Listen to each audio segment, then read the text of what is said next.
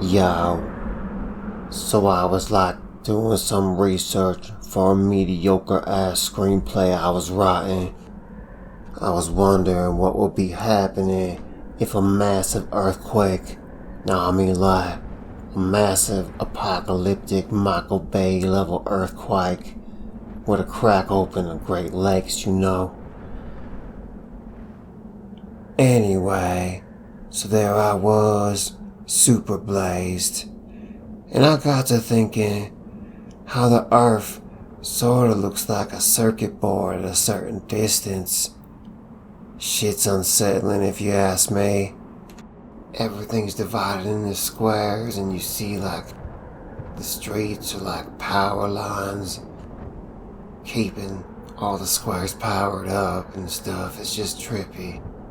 So I zoomed down randomly to this lonely street in the middle of nowhere. And I decided to just, go down the street level and walk around. If you do that though, I noticed something a little bit weird. Like, there was this white hatchback, right? I didn't even know you could really do that. I haven't been really on Google Earth before, So I decided why not just take a look at this person and their life that was captured in time for just a second. So that's what I did. I zoomed up and well, I saw something eerie. Here, see for yourself. Look at that. Hauled out eyes looking like the Grudge and shit. And you can't deny that it's looking right at us. So then I realized that you can follow this vehicle. I'm gonna say thing because I want to remain gender neutral, I don't want to offend nobody's delicate sensibilities and such, so I followed this thing's hatchback. Mainly because I'm high and just curious where this thing is going, And you can follow it all the way down to 361 Reagan Drive. It's a pretty good distance. Now I'm not going to say this is easy to do. If you ever try to follow a car on Google Maps, you know this can be an almost impossible task. But in the area view, right above where the thing parks, it's pretty easy to see the white hatchback just as it pulls up. But anyway, it's not so much the following of the vehicle that's as important as where we end up. Take a look at that for rent sign our mysterious friend has parked near. There's 2 phone numbers on that sign for rent. Now what I want you to do is take a good look at that sign and tell me if you see any kind of combination that's just, jumps out at you. Okay, if you got it, good on you. And if you didn't, well, it took me a while as well. And I think I only really noticed because I was stoned out of my gourd and just staring like a doofus at the place.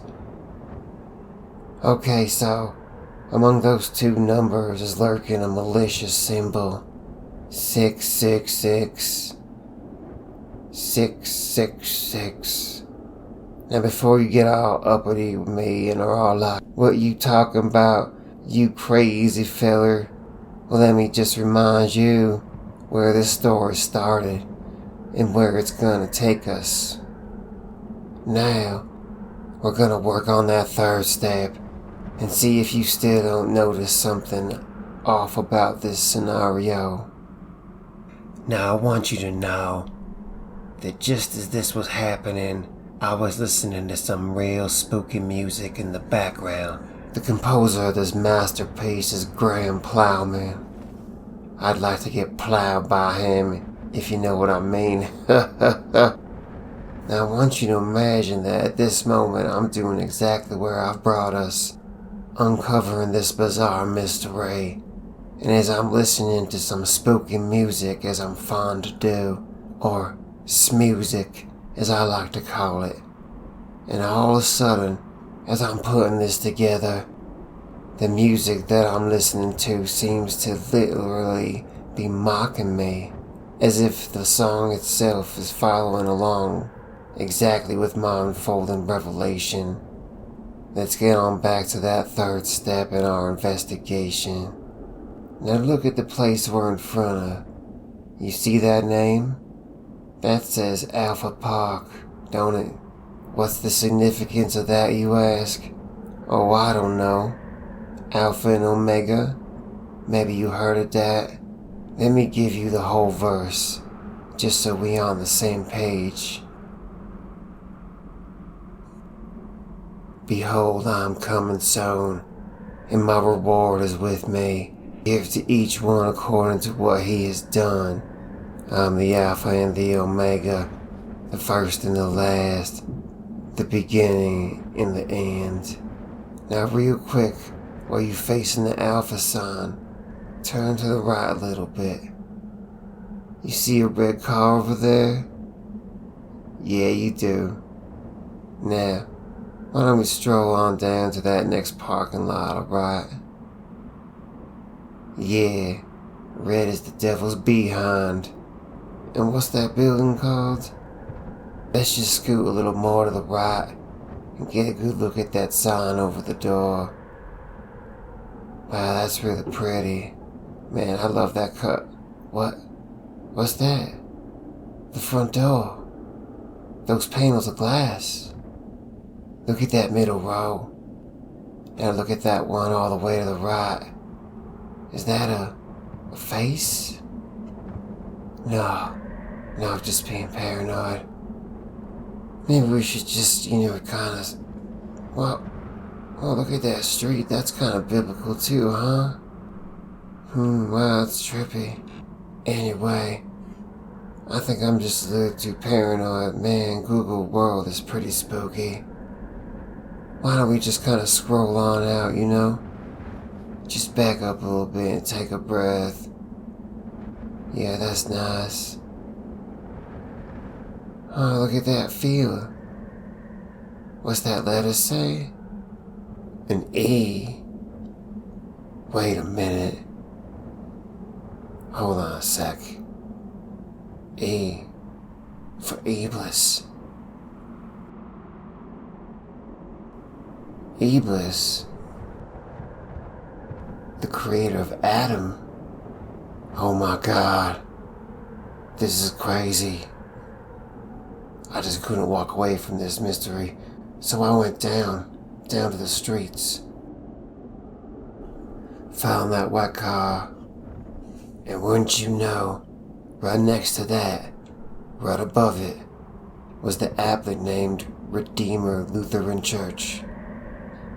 Now, go right in front of the building, right to the main entrance.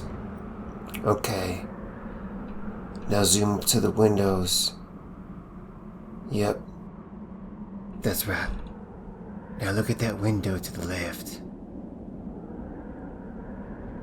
There's someone in there. And they're watching us.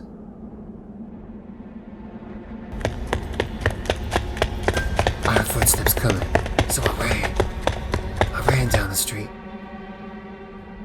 I know it sounds silly. My doctor would say so. But I felt like I had to get away. Get away before I turned off the computer. And now there's someone at my door.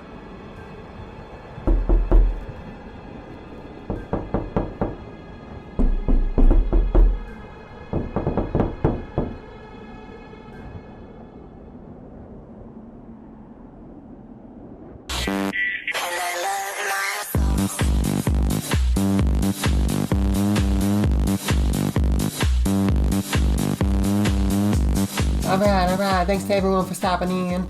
If you like what you heard here today and want to hear more of Google World Conspiracy Files, please let us know in the comments below.